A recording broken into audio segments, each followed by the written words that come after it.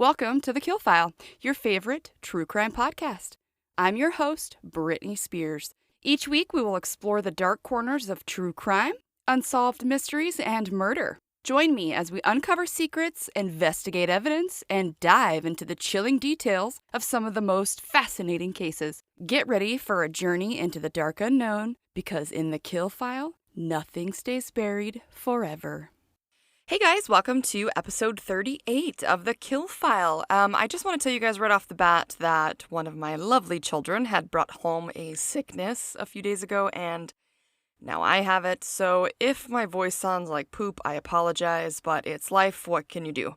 First off, I just want to say thank you guys to all of my listeners for being here and sharing the content or spreading the word of The Kill File to anyone that you have. Even if you all just tell like one person or maybe even two people, then the word can spread and they can join our community and we can grow. Also, if you guys want to help out The Kill File, don't forget to hit that download button. Okay, that's it for business today. Nice and short. Let's talk about today's case. Today we are going to talk about the murder of a woman named Jeanne French. Trigger warnings for today are going to be murder and body mutilation. There will also be talks of rape. We are going to start this journey with a little note of history that I decided to throw in that will help grow the picture of the time era when this murder would take place. And since I am a history moron, your girl put in the work and research and endless googs for your history enjoyment. I learned what most of you probably already know, but here we go. The Great Depression was a time of economic dissolution for the entire globe, as people everywhere were suffering from families splitting, displacement, unemployment, poverty, and hunger. The height of the Depression was felt in 1933 when nearly 25% of workers were without jobs, and while some farmers were losing their land, people were losing their homes. Thankfully, by the end of the 1930s, programs were built to help people, such as public housing, railroad construction to help with jobs, and other large-scale public projects. Sadly, the start of World War II outbroke in 1939, and by 1941, the U.S. would be entering the war as well. The Depression was finally starting to dwindle towards the beginning of the 1940s. When the threat of the war was looming, the city of LA, California, was being hurled into the future as this war would return the American prosperity and create expansion. As the population grew after the war ended in 1945, architects had their work cut out for them concerning downtown LA, and this is when high-rises sprung up, as well as boulevards and freeways. Okay, you guys, at risk of sounding like a complete moron, did you know that a boulevard is different than like a street or a road? I did not. While researching and the term boulevards came up, I was like, okay, they made streets, like, yay. But the way they used it got me to think that they were using it in a different term or for more than just that word, so I freaking looked it up to make sure, and you guys, I grew up in a smaller town in Colorado called Loveland. It's growing now, but I assure you that there is still only one interstate, even close to the city, and it's like on the outskirts of the city. So there was definitely no boulevards there. I read that boulevards are more wide than streets, and they usually have trees on both sides of them with some sort of median in the middle as well. I mean, I have seen a boulevard in Colorado, but not where I used to live, so it definitely didn't register that this was different. I always saw like Hollywood Boulevard and Pretty Woman, and I knew it was fancy, but I had no idea that if it's called Boulevard, it's like wide and specifically has the trees and stuff. Fun fact. Anyway, so LA is going through this big old burst of population and revitalization, and this will bring us to the year of 1947 when a 42-year-old construction worker who was minding his own business on his way to work on the morning of February 10th would come upon something surely he would never forget. When the construction worker saw what he thought to be a pile of clothing that seemed to be out of place, he walked over to investigate it, and as he lifted the coat off the pile, he would see the dead body of a dark-haired woman. Jeanne French was actually born as Jean Nettie Axford in Texas on October 6, 1902, to parents Omar Near Thompson Randolph and Charles Claiborne Axford. Apparently, Jean had 5 younger siblings named Clinton, Charles, Roy, Mark, and Charloma, which is neat. Although we don't know much about Jean's upbringing, we do know that 2 of her younger siblings sadly appeared to have died at very young ages.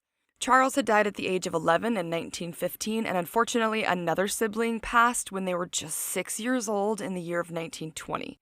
Jeanne was said to have gotten married to a man named David Yandel Rather when she was only 18 years old. Now, David was an oil man from Amarillo, Texas, and was of great means. Jeanne and David would go on to be married, as well as have their one and only child, a boy who they would name David after his dad. Jeanne would apparently have dreams of her own and would pursue a nursing position and worked at a hospital called St. Anthony's. Unfortunately for the small family, Jeanne and David would separate by the year of 1924 after turmoil was felt in their marriage. After David and Jeanne would go on to divorce, Jeanne would take 4-year-old little David, and together, mother and son would move to the LA area. Not long after, in 1925, Jeanne would meet her second husband, also named David, and the pair would go on to get married in Long Beach, not long after they had met. On May 3rd, 1925, Jeanne and David Thomas would marry, but sadly this marriage too would meet a quick end. Jeanne would eventually become a nurse who was in charge of a team that worked with a Colombian oil company. It was also rumored, unsubstantiated, but you'll most likely hear it a lot, that Jeanne may have acted. However, her roles would be unknown.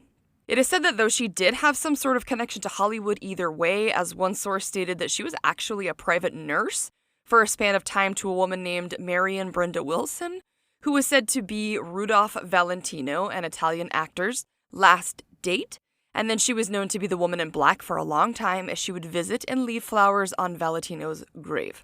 So I couldn't find anything about Marion, but I guess Jeanne was her personal nurse for a while. An interesting tidbit.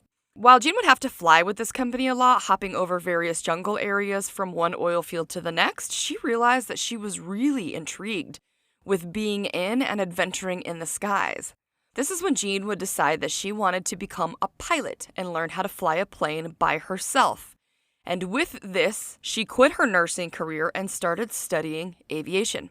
After this, she got her pilot's license, and she also became a member of the Women's Air Reserve and a member of something called the International Organization of Women's Pilots, or the 99s Club is another name that they're known by. So I wasn't sure what these organizations were, but I needed to know. So after some research, the Women's Air Reserve was formed around the year of 1932, and this was said to be along the lines of like an Army Air Corps, and its mission or objective was to train women to be pilots and also somewhat like mechanics, so that if there was ever an emergency, the women could pilot in the military or civic service. Along with that, the 99s Club is an organization made for women pilots as well. Apparently, Amelia Earhart was actually elected to be the first president of the group, and as far as I can tell, it's still around today. There are chapters all over the country, and a lot of them seem to offer like scholarships for aviation training and is made up of all sorts of women with different types of piloting jobs or military personnel. They seem to really provide support and mentorship for not only each other, but other aspiring female pilots or students. So basically, Jeanne was a badass, and especially in her era, and we love to hear it. After being dubbed the quote-unquote flying nurse, it was said that Jeanne was beginning to be known in the media. While Jeanne was busy doing her pilot thing, she would meet another pilot whose name was Curtis Perry Bauer, and the two quickly fell in love, and Jeanne found herself married again. Unfortunately for the couple, they would separate only 5 weeks after getting married. She would now sadly be dubbed the quote-unquote airmail divorcee. In the year of 1932, Jeanne's mother, named Oma, reported her missing after not hearing from her, stating that her daughter was supposed to fly to the capital of Mexico in June, and that Jeanne had left LA on June 27th by car with 2, quote, Mexican flyers, and her mother did not know the names of these 2 flyers. About a week later, Jeanne let the press know in the United States that she was just fine, and it was apparent that she was kind of frustrated and saying she didn't quite understand why there was any worry. She had simply said she would be flying back to the U.S. for the Olympics. Jeanne would go on to meet her 4th husband, and this would be her last one, no judgment, while she was in Jacksonville, North Carolina. This man's name was Jeanne French, and the loving couple would be wed on December 30th, 1944. The couple would be married for around 3 years until the couple couldn't make it work anymore in 1947. Apparently, Jeanne had turned to the alcohol, having somewhat of a severe problem with it. Allegedly, while Jeanne was often intoxicated, she would become mean, abusive, and even aggressive towards Frank. Allegedly, there was violence from both sides, and on January 26th, Jeanne would accuse Frank of beating her during a fight laced with alcohol. One source said that the belief was that Jeanne had actually turned to alcohol in the first place, possibly due to some medical issues, and possibly because of a hysterectomy. I can only imagine the lack of medical awareness or advancements on that subject, or the depletions that can come with it if that is true about the hysterectomy. Now, before we get into the murder of Miss Jeanne, we are real quick going to touch on another extremely infamous death that occurred just 3 weeks before Jeanne would be found that happened in the same city. This, of course, was the Black Dahlia murder. The sad story of how the 22-year-old Elizabeth Short would meet her unfortunate end.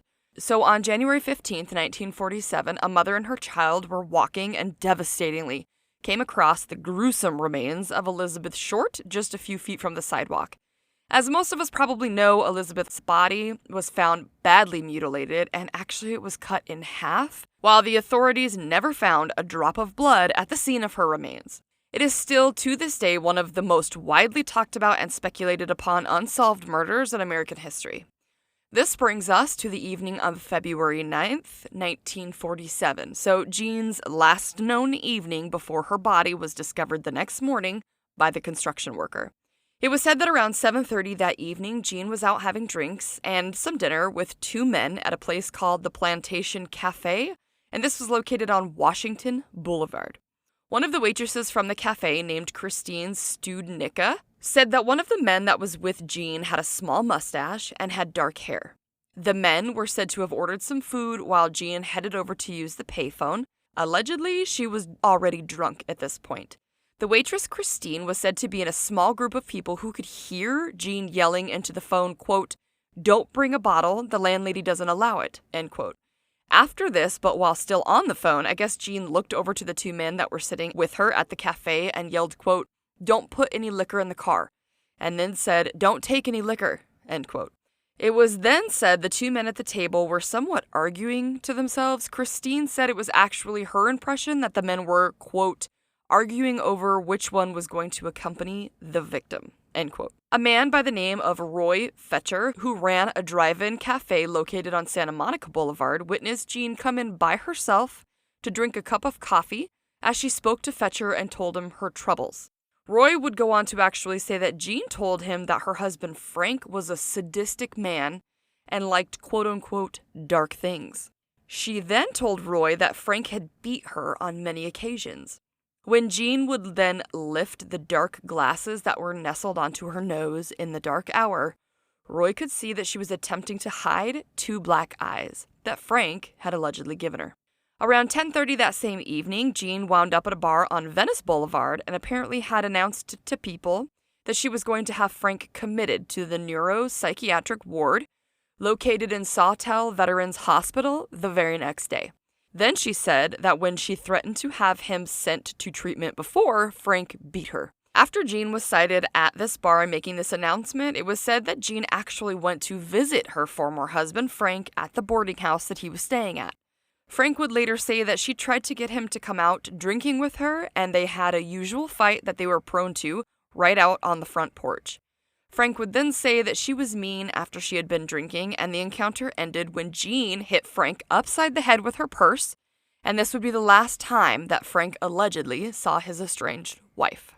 After the sighting of Jeanne, there was another report that came in that a witness saw her at another bar before the night was through. Jeanne was spotted at the Pan American Bar in West Washington Place, sitting next to a man described as being dark-complected. Jeanne was said to have placed 25 cents in the pool of money and then asked Sam Young, the pianist, to play a song for her. The bartender from the last bar, the Pan American, was able to confirm that he saw Jeanne and the man leave together and further described the man as rather small, and he felt this man was probably the last person to see Jeanne that night. He also mentioned that as the bar was closing at 2 a.m., he had noticed Jeanne and her new friend quarreling a bit. He was able to see that the pair left in what was described as an older, beat-up sedan-style car. Not much is known about Jeanne's whereabouts until after her body was discovered the next morning. However, when authorities would find Jeanne's 1929 Ford Roadster, it was discovered in the parking lot of a drive-in restaurant called the Piccadilly. While there was witnesses that said they had seen her car in that spot at 3:15 a.m., a night watchman accounted for the fact that he saw a man leave her car there, not Jeanne. Between the last sighting at the bar after closing at 2 a.m. until the coroner's estimated time of death for Jeanne, which was 6 a.m., no one could account or had seen Jeanne French. Jeanne French's body would be discovered nude by the construction man the next morning. Jeanne had been brutally beaten. It was noted that Jeanne suffered blunt force trauma to her head with what was suspected to be a socket wrench.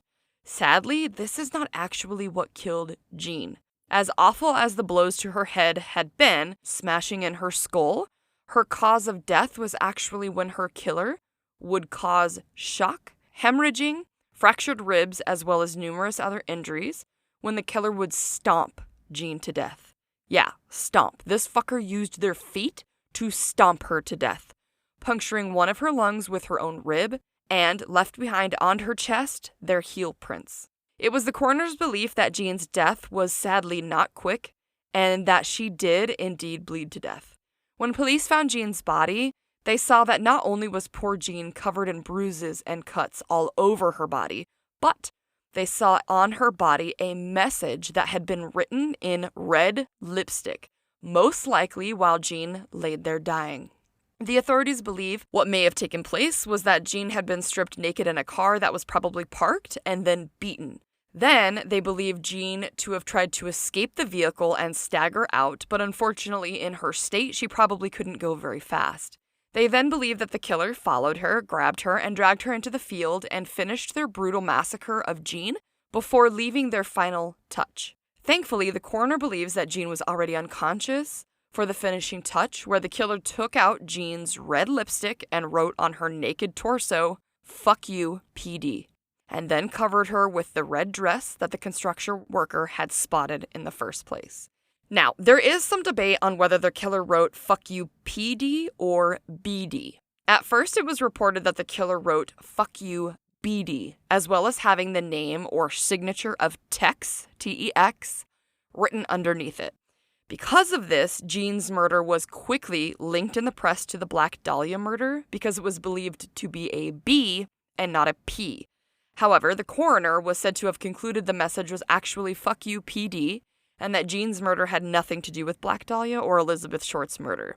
It didn't stop the rumor mill from turning, and people would of course speculate that both the Black Dahlia and Jeanne French's murder were committed by the same person, which at the time, because of the media pushing it so hard, it's easy to see why people would think that and be so scared. The Black Dahlia killer was still at large, and now, just 3 weeks later, another young, beautiful woman was found naked and dead in public, and this time with a message that at first many people thought the initial to be BD. It makes sense. However, it is widely accepted now that the two murders were most likely not connected. I will say, no one will ever know for sure if the letters are BD or PD.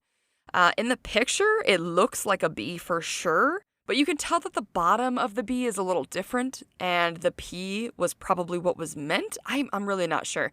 You guys can decide for yourself when I post that pic this week on the Kill File socials.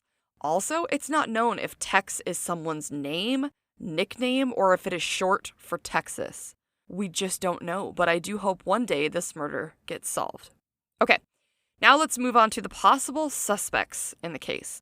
First, let's start with the estranged husband. In almost any case, the wife or husband is looked at first, and their relationship is ripped through to find cracks and problems as a possible motive. In Frank and Jeanne's case, the problems came out and smacked you in the face. The police quickly learned of the black eyes that Frank had given Jeanne when he punched her in the face during one of their recent squabbles. Consequently, Frank was arrested and brought into the station. Frank did, however, pass the polygraph test the authorities gave him and firmly told the police that, yes, Jeanne did show up the night that she was killed, and yes, they did argue, but no, he did not leave the apartment after seeing Jeanne, and that his landlady could vouch for him. It was said in one source that Frank had actually lied in the beginning, saying that he didn't see Jeanne at all, then finally came out with the truth. Make of that what you will. The authorities brought Jeanne's now 25-year-old son David in for questioning. As Frank was leaving the station later on, him and David ran into each other and said a few things. David told Frank, quote, "Well, I've told them the truth. If you are guilty, there is a God in heaven who will take care of you." And to this, apparently Frank said back to David, quote, "I swear to God, I didn't kill her." David would then go on to say something to Frank to the tune of how angry he had been earlier in the day, and if they had ran into each other then, he didn't know what he would have done to Frank, and ended with, quote, "You know I loved Mom very much." To which Frank then replied, quote, "I loved her too." The authorities were not so convinced, though, as they truly believed that this was a murder of domestic violence. It was thought that Frank may have been suffering from some PTSD after serving in the Marine Corps. He was also a gunnery sergeant for a bit during World War II. A gunnery sergeant, for anyone who doesn't know, because I didn't, different branches of the military all have different names for different pay grades, ranks, and jobs in their respective branches, so I don't know anything when it comes to the other branches. A gunnery sergeant is the pay grade of an E7, and according to the Marines.com website, they usually serve their units as like a chief of operations, as well as working with the higher officers for operations training and for tactical advising. So I can imagine that during World War II, he definitely could have seen some stuff and definitely could have had some PTSD. And back then, they didn't know as much as they do know about it now. The investigators' initial thought that Jeanne's murder was that of passion would lead them to believe this could have been Frank. Unfortunately, they would come up empty-handed, as they had absolutely no evidence linking Frank to the murder. Upon questioning, his landlady was able to provide Frank with an alibi that he truly didn't leave his apartment that evening. They also found a shoe print at the scene where Jeanne was found that did not match Frank, essentially ruling him out. Jeanne's case quickly became known as the red lipstick murder in the media. The next suspect is that of the dark-complected man that Jeanne was last seen with. Many, including authorities, believed this man to be the most likely suspect who killed Jeanne, but unfortunately, they were never able to find this smaller, darker man. Jeanne's case at this point, unfortunately, went cold. A few years later, the grand jury would order another investigation of the case, which, by the way, I don't know the laws on how many times they can do this, but I found one grand jury order in a source that was in 1940, and other sources said 1950, so maybe there's more than one, or maybe the dates were confused. Either way, this further investigation a few years later would put two men from the district attorney's office named Walter Morgan and Frank Jemison together to work on the assigned case of Jeanne French's murder. These are the men who would find the next suspect's oddities, which led them to suspect him in the first place. The next suspect that we are going to talk about is a man named George Witt. George was allegedly one of Jeanne's lovers, and it was said that just 4 months before Jeanne was murdered, she and Frank, who were still together then, had hired George to do some work on their home. If I'm not mistaken, I believe it was saying that he was a painter.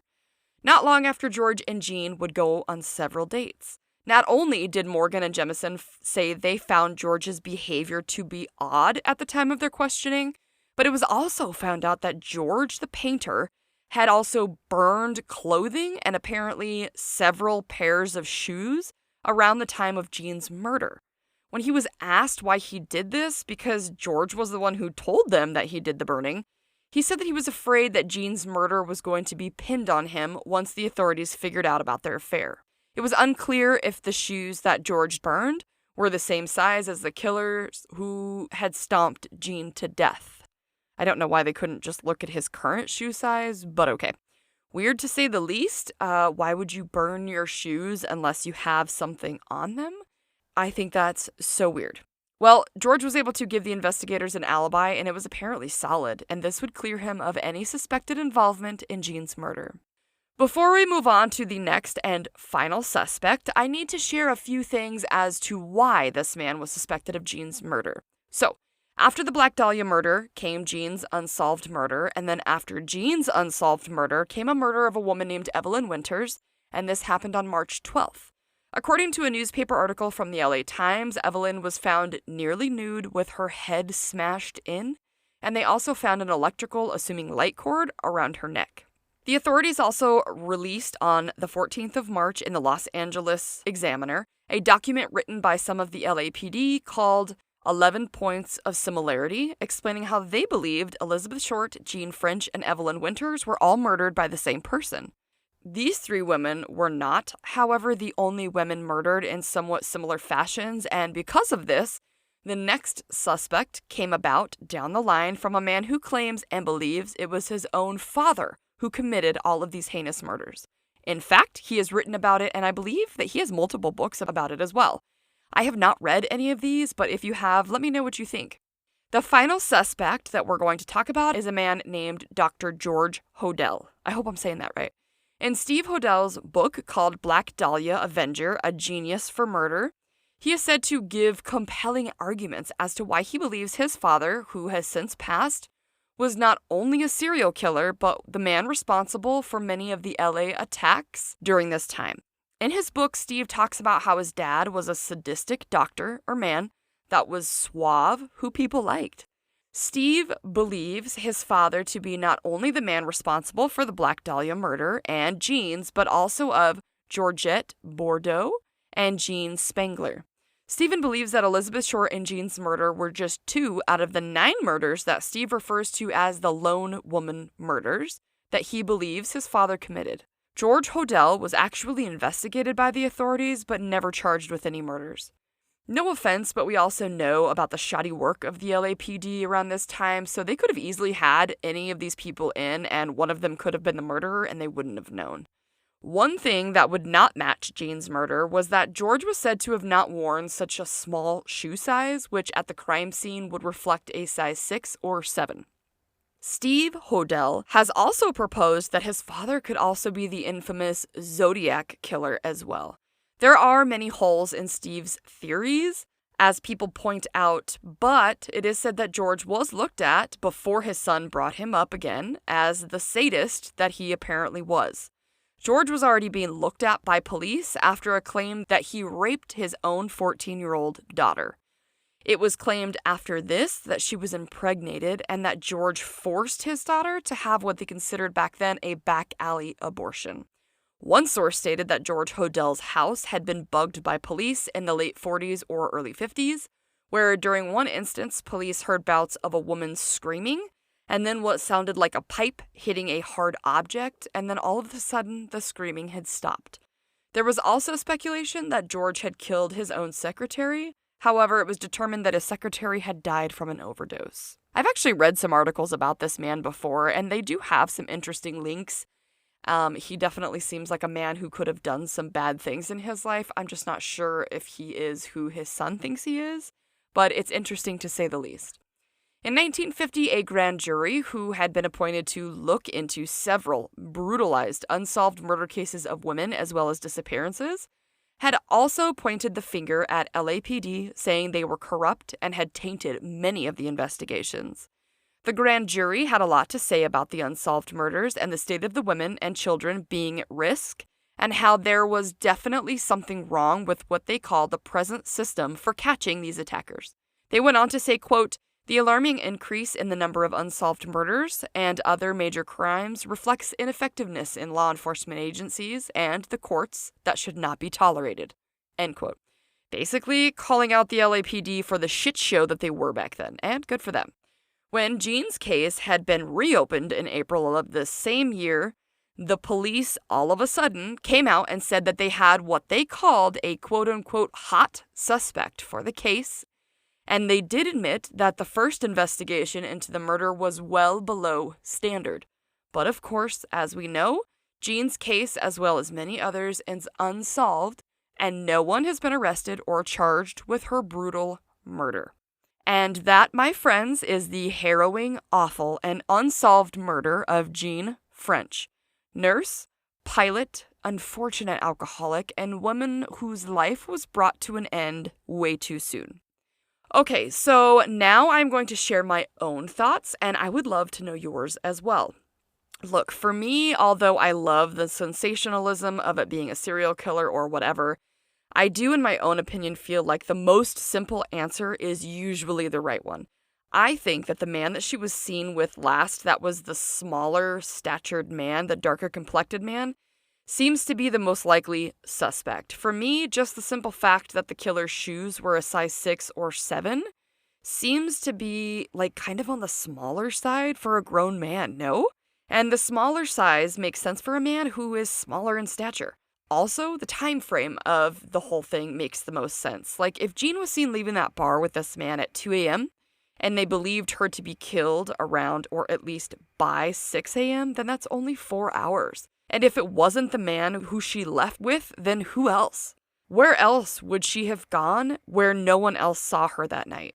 I couldn't help but wonder if she was killed maybe at this man's home and then he dumped her body, maybe finishing her murder where she was found.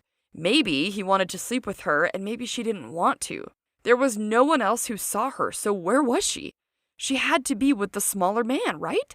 Also, I don't think that we should rule out the fact that this man, whoever he was, could also be a serial killer in his own right. Has anyone looked into some of the other murders and whether the women were at all seen with a smaller statured man? Or was this just a one-off and the man hated the cops?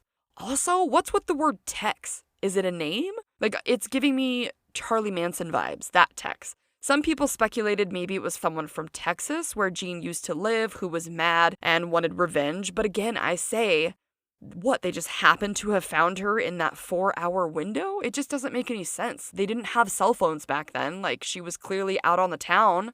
What do you guys think? Who do you think that small man was? I wish we knew more. Like, if this would have happened nowadays, we would have so much more information. Do you believe that the Black Dahlia and Jeanne French and the other women were connected?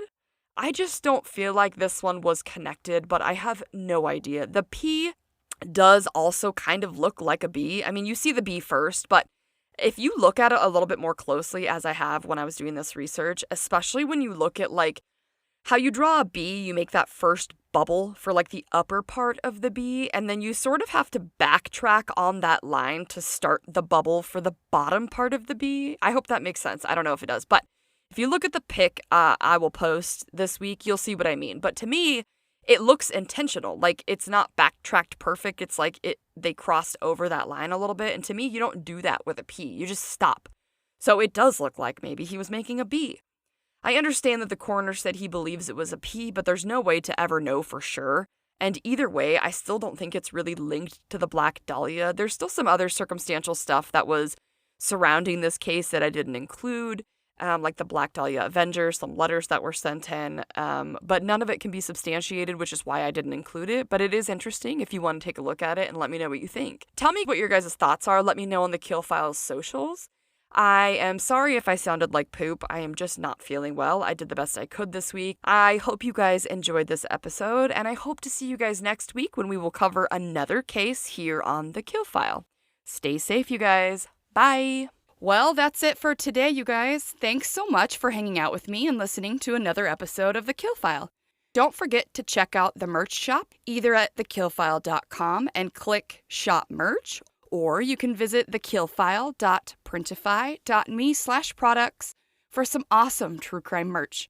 Also, follow along on the Kill Files socials for posts about episodes, pictures about the cases, for updates, and more.